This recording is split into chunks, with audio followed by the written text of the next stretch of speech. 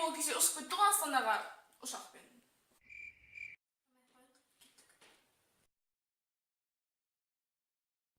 Ей, тоқта.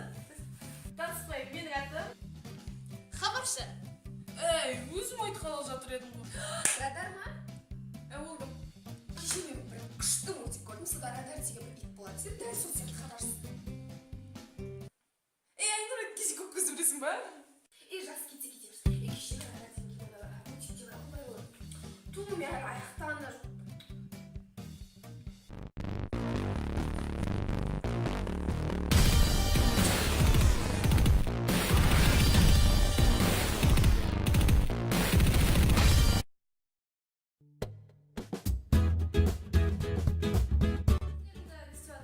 Бұл ойын ғой. Сендердің аттарың... Ей, сен атын білмейсің ба? Мен сезіммен не сөйле ғой? Жоқ та опы ғой. Сезім? Сезім. Жарайды. Ұмытып қалыптым мен. Ей, жақсы, ондай болып тұрады. Қыздар білесіңдер ме, университетге андай қыздар бар екен ғой. Андай өзінше... Одан да келіп бізбен бірге карта келдір. Карта?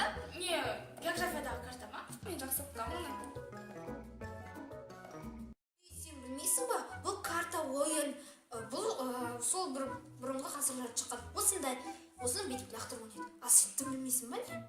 Одан да курсаттарға барған, тенниске бардым, садақ атуға бардым, сосын жүзуге де. Біздің қалалық ақсаусақ қызымыз тіпті карта ойнап білмейді екен ғой. Жоқ, мен ойнай аламын. Дәлелде.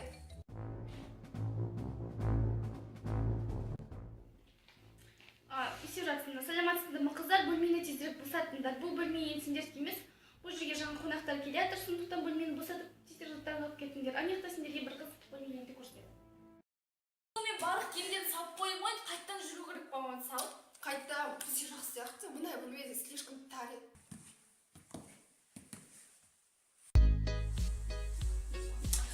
Так, қыздар, сонымен бұл сендердің жаңа бөлмелерін дұрыстап таңсалыңдар. Анаға алыс болғанымен сендерге өте ыңғайлы, және де бұл жерде шулы болмайды. Қыздар оны алса беріңдер мектеп. Иә, көрініп тұр.